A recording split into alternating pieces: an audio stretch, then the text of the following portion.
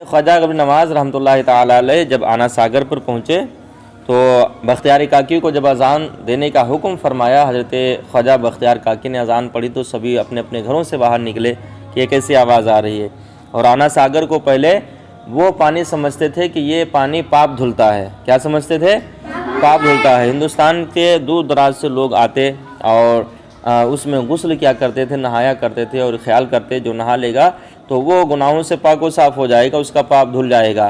ख्वाजा साहब आए और आने के बाद में जब वहाँ पे अज़ान की आवाज़ पड़ी तो वहाँ के जितने लोग थे सब लोग बाहर आ जाते हैं कि आखिर ये अज़ान की आवाज़ कहाँ से आ रही, ये कौन लोग हैं, कैसे बुज़ुर्ग हैं, ये क्या करते हैं, तमाम तरह की बातें उनके जहन में चल रही थी।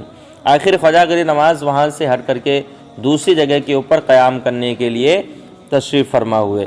जब आप बैठ जाते हैं थोड़ी देर के बाद में राजा पृथ्वीराज चौहान जो था तो उसके सिपाही ऊँट लेकर के आते हैं, मौलवी साहब ऊँट लेकर के आते हैं और लाने के बाद में उन फ़कीरों को यानी ख्वाजा गरीब नवाज़ और आपके साथियों को देखा और देखने के बाद में कहा कि यहाँ पर राजा के ऊँट बैठते हैं, लिहाजा आप लोग यहाँ से हट जाइए, यहाँ राजा के ऊँट बैठते हैं तो राजा के ऊँट बैठेंगे।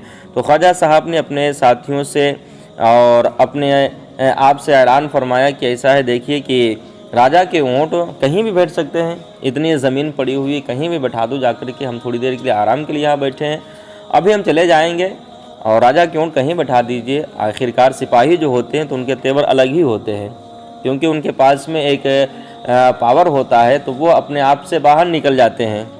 आजकल का भी ज़माना ऐसा चल रहा है, जिसके पास में कोई ओहदा होता है तो वो अपने से नीचे वाले को यानी कि जो बग़ैर ओहदे वाले हैं तो उनको वो सताने की, मारने की, परेशान करने की कोशिश क्या करता है।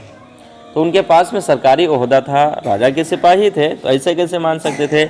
जबरन ख्वाजा गरीब नवाज़ को वहाँ से हटने के ऊपर मजबूर किया, कहा कि नहीं, यहाँ के ऊपर ऊँट बैठते थे तो यहाँ पे राजा के ऊँट ही बैठेंगे। ख्वाजा साहब ने कहा ठीक है, अगर यहाँ राजा के ऊँट बैठते थे तो यहाँ राजा के ऊँट ही बैठेंगे, ऊँट ही बैठेंगे। ख्वाजा साहब अपने साथियों के साथ में वहाँ से चले गए, राजा के ऊँट वहाँ के ऊपर बैठ गए। जब रात हुई, रात के बाद में सुबह हुई तो सुबह में जब चराने के लिए ऊँटों को उठाते हैं तो अब वो ऊँट उठ नहीं रहे थे जिनको ख्वाजा साहब ने बिठा दिया था, ऊँट उठ नहीं रहे थे। बहुत कोशिशें करते हैं, सुना होगा सब लोगों ने, बहुत कोशिशें करते हैं लेकिन वो ऊँट उठा नहीं पा रहे थे। सोचने लगे आखिर एक रात में इन्हें क्या हो गया, अगर बीमारी होती तो सिर्फ एक ऊँट को होती है ना, बीमारी होती तो दो को हो जाती, सबको बीमारी, सभी क्या वजह है। आखिर परेशान थे। आखिर उनमें से एक ने कहा कि ऐसा हो सकता है कि हमने जो कल फ़कीर के साथ में बदतमीज़ी की है उसकी सज़ा हमें मिल रही है। उस फ़कीर ने कहा था कि यहाँ राजा के ऊँट ही बैठेंगे और ये कह कर के वो चला गया था। मेरा मानना है कि उसकी वजह से हमारे ये ऊँट नहीं उठ पा रहे हैं। उन लोगों ने कहा ठीक, बात तो तुम सही कर रहे हो, तभी से ऐसा माजरा हुआ है, चलो चल कर के ये खबर हम राजा को देते हैं। सारे सिपाही भागते हुए पृथ्वीराज चौहान के पास में, राजा के पास में गए और कहा कि राजा साहब ऐसा ऐसा मामला है, उस जगह के ऊपर दरवेश बैठे हुए थे तो हमने कहा कि आप यहाँ से हट जाइए, यहाँ पर राजा के ऊँट बैठते हैं, तो उन्होंने मना कर दिया। फिर हम लोगों ने बार बार असरार किया, मजबूर किया उनको हटने पर, फिर जाकर के वो हटे। तो वो जब जा रहे थे तो उन्होंने कहा कि यहाँ पे राजा के ऊँट ही बैठेंगे। तब से ऊँट बैठ गए, अभी उठ नहीं पा रहे हैं, ऊँट बैठ गए हैं तब से उठ नहीं पा रहे हैं, हमसे ये गलती हुई है। तो राजा ने कहा ऐसा है, उस दरवेश को तलाश करो, जा कर के उससे माफ़ी मांगो, या तुम्हें मिल जाए तो उसको मेरे वहाँ लेकर के आओ, मेरे पास में लेकर के आओ। तो वो लोग जाते हैं राजा के दरबार में। ख्वाजा साहब को जब पेश किया गया, ख्वाजा साहब आते हैं, गरीब नवाज़ से राजा कहता है आपने हमारी ऊँटों को बिठा दिया, अब ऊँट उठ नहीं रहे, लिहाजा उन ऊँटों को छोड़ दीजिए। तो ख्वाजा गरीब नवाज़ ने कहा नहीं, उन ऊँटों को हमने नहीं बिठाया है, उन ऊँटों को हमने नहीं बिठाया है, बल्कि उनको तो अल्लाह रब्बुल इज़्ज़त ने बिठाया है, अल्लाह रब्बुल इज़्ज़त ने उनको बिठाया है, हमने नहीं बिठाया है। कहा कि हुजूर हमसे ख़ता हो गई, माफ़ कर दीजिए, ऊँटों को हटा दीजिए।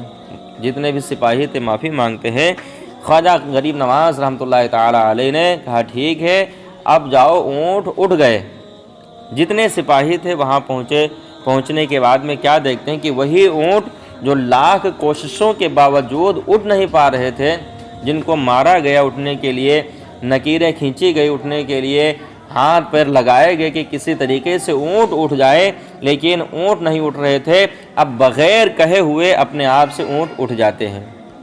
بولو سبحان اللہ۔ اونٹ اپنے آپ سے اٹھ گئے۔ تو یہ خواجہ غریب نواز رحمۃ اللہ تعالیٰ علیہ کی پیاری کرامت ہے کہ خواجہ غریب نواز رحمۃ اللہ تعالیٰ علیہ نے اونٹ کو حکم فرما دیا اللہ کی طرف سے، اور اللہ کے جو ولی ہوتے ہیں تو اللہ رب العزت سے بات کو منوا لیا کرتے ہیں، جو وہ کہہ دیتے ہیں اللہ رب العزت ان کی بات کو مان لیتا ہے اور وہ کر دیا کرتا ہے۔ تو خواجہ غریب نواز کی یہ کرامت بہت ہی مشہور ہوتی ہے۔ اس وقت کوئی بھی مسلمان نہیں تھا، اور پھر یہ کارنامہ ہو جائے تو آپ سوچئے ایک مسلمان سے تو کتنا اس کا چرچا ہوگا، کتنا چرچا ہوگا۔ خواجہ غریب نواز رحمۃ اللہ تعالیٰ علیہ اور آپ کے ساتھی جب آنا ساگر کے اوپر پانی پینے کے لیے جاتے ہیں تو اس میں سے پانی، اور آنا ساگر میں وہی غسل کیا کرتا تھا اس ٹائم کے اوپر جو اعلیٰ طبقے کے ہندو ہوتے ہیں، برہمن وغیرہ، جو نیچی ذات کے ہوتے تھے، ان کو وہاں کے اوپر پانی نہیں دیا جاتا تھا، نہ پینے کے لیے اور نہ ہی غسل کرنے کے لیے، نہ ہی نہانے کے لیے۔ خواجہ غریب نواز رحمۃ اللہ تعالیٰ علیہ دربار میں راجا کے کہتے ہیں کہ ایسا ہے کہ اگر تمہارا یہ خیال ہے کہ یہاں پاپ دھلے جاتے ہیں، جو نہا لے گا اس کے پاپ صاف ہو جائیں گے، تو پوری دنیا میں نہ جانے کتنے ہندو ہوں گے، پوری دنیا میں نہ جانے کتنے ہندو ہوں گے، تو وہ لوگ کیسے اپنے پاپ کو دھلتے ہوں گے؟ یہ سراسر غلط ہے، ایسا کچھ بھی نہیں ہے کہ نہانے سے کسی کے پاپ دھل جائیں۔ خواجہ غریب نواز رحمۃ اللہ تعالیٰ علیہ جب پانی پینا وہاں سے شروع کرتے ہیں، کیونکہ پانی دہ دردہ سے جو زائد وہ پاک ہے، پینے کے لائق بھی ہے، غسل کے لائق بھی ہے۔ تالاب بہت بڑا آنا ساگر کا تھا اور ہے آج بھی۔ خواجہ صاحب اس میں سے پانی لینا بھی شروع کرتے ہیں، پانی پینا بھی شروع کرتے ہیں۔ خواجہ غریب نواز اس سے وضو بھی بناتے ہیں۔ یہ بات ان کو ناگوار گزرتی ہے ان لوگوں کو، تو خواجہ صاحب کے اوپر ان لوگوں نے پانی کو بند کر دیا۔ جب بند کر دیا پانی کو، خواجہ غریب نواز رحمۃ اللہ تعالیٰ علیہ کو کرامت دکھانی تھی، خواجہ غریب نواز نے کاشا دیا بختیار کاکی کو، خواجہ بختیار کاکی کو کاشا دیا اور کہا جاؤ جا کر کے اس میں آنا ساگر کا پانی بھر لاؤ، چھوٹا سا پیالہ کاشا، کیا کہا جاؤ اس میں پانی بھر لاؤ جا کر کے، اور پانی کو ہاتھ مت لگانا بلکہ پانی بھرتے ٹائم کہنا کہ تجھے خواجہ صاحب نے بلایا ہے۔ وہ لے کر کے پیالہ گئے، حضرت خواجہ بختیار کاکی یہ بھی اللہ کے ولی ہیں رحمۃ اللہ تعالیٰ علیہ، تو انہوں نے پانی کو اس کاشے کے اندر بھر لیا۔ جب پانی بھرنا شروع کر دیا تو اتنا بڑا تالاب تھا، پورا تالاب خشک ہو جاتا ہے اور سارے تالاب کا پانی ایک چھوٹے سے کاشے میں آ جاتا ہے، چھوٹے سے پیالے میں پورے تالاب کا پانی۔ اب تالاب خشک ہو گیا، تالاب میں اب غسل لوگ کرتے تھے، اب کہاں غسل کریں، سب پریشان ہوئے، کریں تو کریں کیا، جائیں تو جائیں کہاں، پانی کیا ہوا، راتوں رات پانی ختم ہو گیا۔ آخرکار سب جان گئے، پانی پیتے تھے، ہاں پانی بھی پیتے تھے، سب جان گئے کہ آخر یہ جو کچھ ہوا ہے تو اسی فقیر نے، اسی درویش نے کیا ہے۔ پھر شکایت پہنچی راجا کے پاس میں، راجا نے پھر خوشامدیں کی، خواجہ غریب نواز نے پھر بختیار کاکی کو مختصر وقت میں بتا رہا ہوں، پھر فرمایا کہ جاؤ جا کر کے پانی چھوڑ دو، اور وہاں کے اوپر خواجہ غریب نواز نے کہا آج کے بعد میں کسی کے لیے بھی پانی بند نہیں ہوگا، چاہے وہ نیچی ذات کا ہو، اونچی ذات کا ہو، چاہے وہ مسلمان ہو، چاہے وہ ہندو ہو، کسی کے لیے بھی پانی بند نہیں ہوگا۔ جب اتنا اقرار نامہ لکھ کر کے دیا گیا، خواجہ غریب نواز کی طرف سے حکم ہوا کہ اے بختیار کاکی جاؤ جا کر کے پھر پانی آنا ساگر میں ڈال دو۔ وہ چھوٹا سا پیالہ لے جا کر کے پھر آنا ساگر میں پانی کو ڈال دیتے ہیں، اور آنا ساگر کا جس طریقے سے تالاب پہلے لہریں مار رہا تھا اسی طریقے سے پھر پانی اس میں رواں دواں ہو جاتا ہے۔ یہ کرامت دیکھ کر کے خواجہ صاحب کی بہت سارے لوگ کلمہ پڑھ کر کے مشربہ اسلام ہوتے ہیں۔ بس بتانے کی بات یہ ہے کہ اللہ رب العزت اپنے بندوں کو یہ پاور عطا فرما دیتا ہے، جو خاص اللہ کے بندے ہو جاتے ہیں، یہ طاقت عطا فرما دیتا ہے کہ وہ رب کی مرضی سے ہر ایک کام کر لیا کرتے ہیں۔ جو بھی کام ان کو کرنا ہوتا ہے رب کی مرضی سے ہر وہ کام کر لیا کرتے ہیں، کیونکہ اللہ قرآن کے اندر فرماتا ہے رضی اللہ عنہم ورضوا عنہ، اللہ ان سے راضی ہے اور وہ اللہ سے راضی ہیں۔ ذالک لمن خشی ربہ، یہ اس کے لیے ہے جو اپنے رب سے ڈرنے والا ہو، جو اپنے رب سے ڈرنے والا ہو، جو اللہ کے ولی، اللہ کے نیک بندے، اللہ کے برگزیدہ بندے جو ہوتے ہیں وہ اللہ سے اتنا ڈرتے ہیں کہ وہ رات رات اللہ کے خوف سے، دن دن اللہ کے خوف سے رویا کرتے ہیں، تبھی اللہ ان کی رضا میں راضی ہوتا ہے۔ اور ہندوستان میں خواجہ غریب نواز ہی کی بدولت آج مسلمان پائے جا رہے ہیں، سارے مسلمان پائے جا رہے ہیں۔ اسی لیے شاعر نے بڑے پیارے انداز میں کہا ہے کہ خواجہ ہند کا احسان ہے ہم پر یارو، خواجہ ہند کا احسان ہے ہم پر یارو، ورنہ بھارت میں مسلمان کہاں سے آتا ہے، بھارت میں مسلمان کہاں سے آتا۔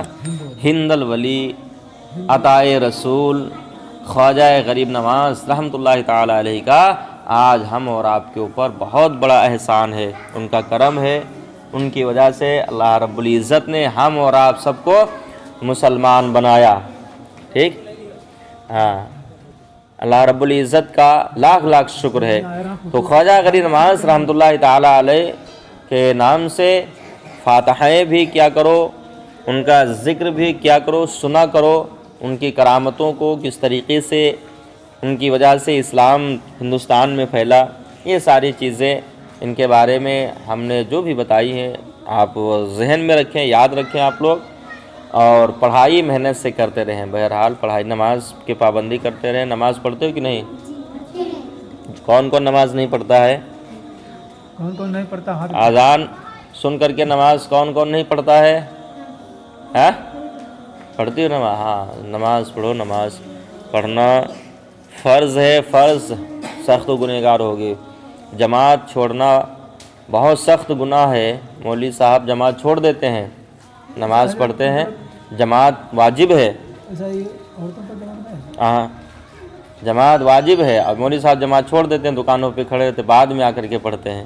تو مولوی صاحب نماز نہ چھوڑا کریں، جماعت کے ساتھ میں 27 گنا زیادہ ہے اکیلے پڑھنے سے ثواب، ٹھیک ہے؟ نماز پڑھو، سلام ٹائم سے پڑھو، پڑھائی کرو، ٹھیک ہے؟